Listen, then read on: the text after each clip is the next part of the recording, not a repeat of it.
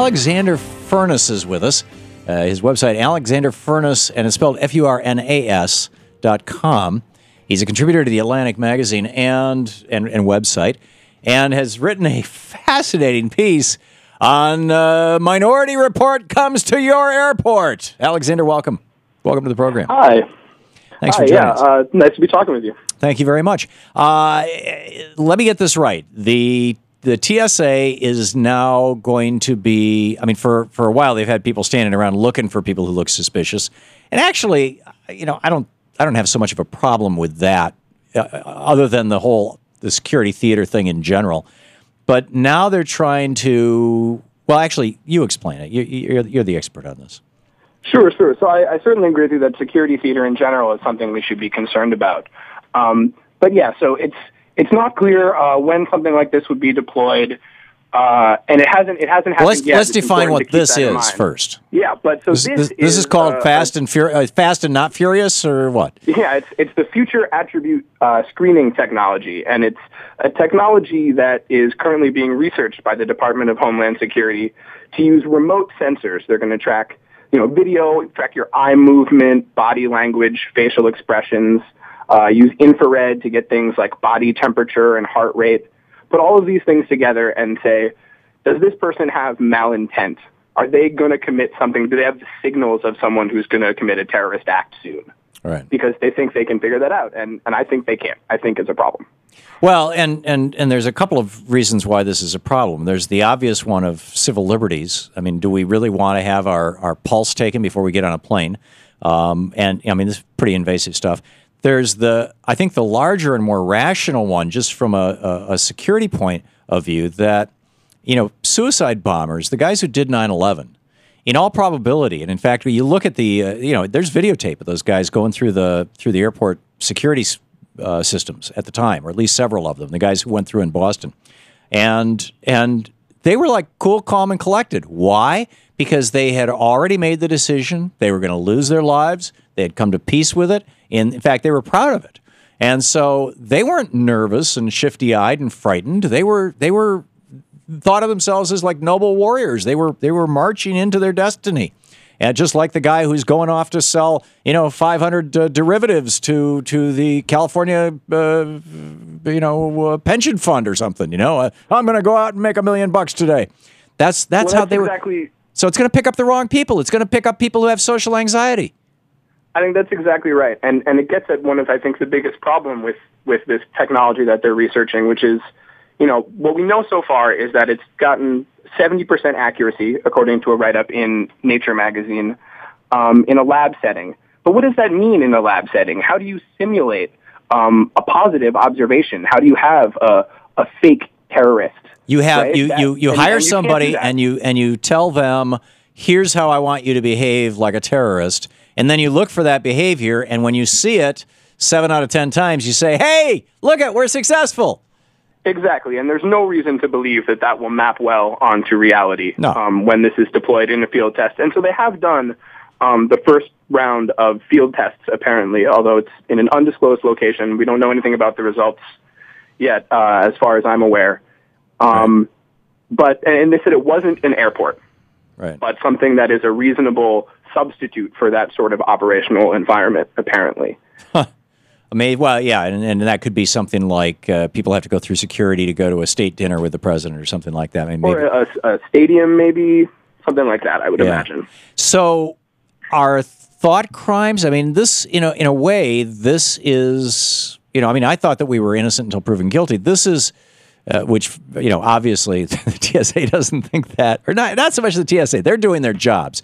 The idiots who write the legislation, who put this stuff through.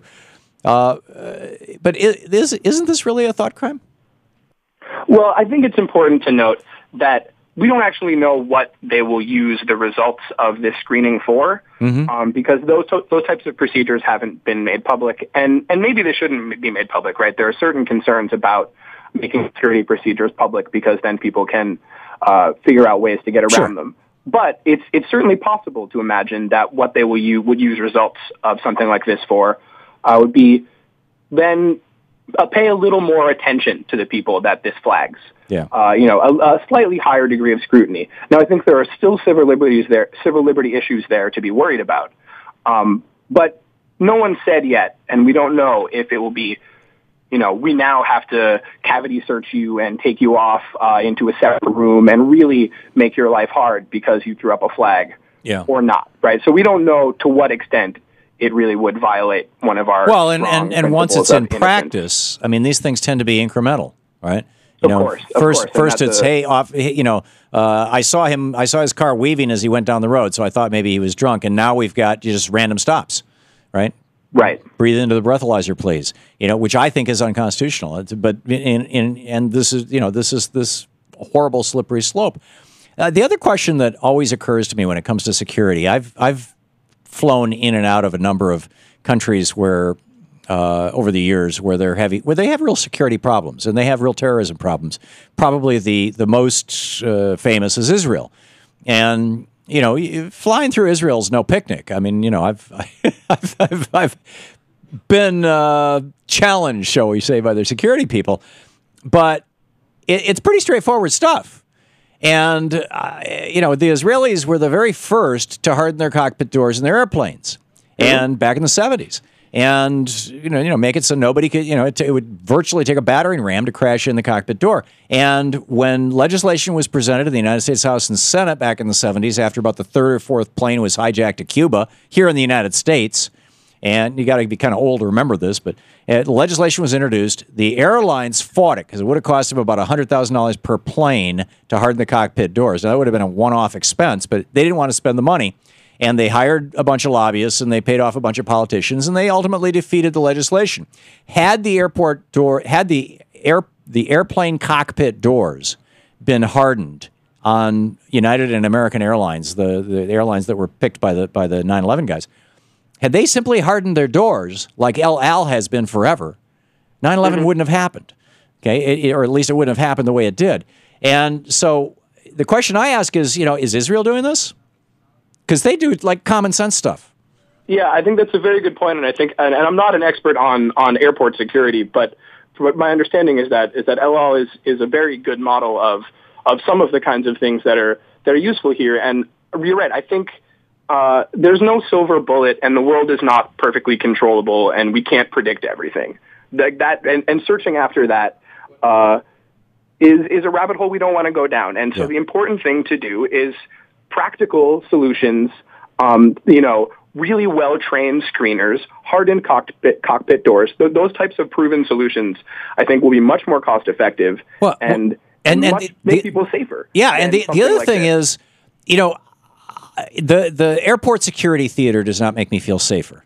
Because, let's keep in mind, 9/11, those guys did that job with box cutters. And you can still get a box cutter blade through airport security right now. Very easily, 100 different ways you can get it through. It's not big enough to set off a metal detector. It could be easily concealed in 1,000 different things, and you can get a plastic handle to put it into if you want some leverage. So, number one, we're not protected from exactly what happened on 9/11. But I think even more importantly, it's not the airport theater that makes us safe. It's the other people on the airplane. I mean, they took down a crazy pilot the other day. Remember that? Yeah.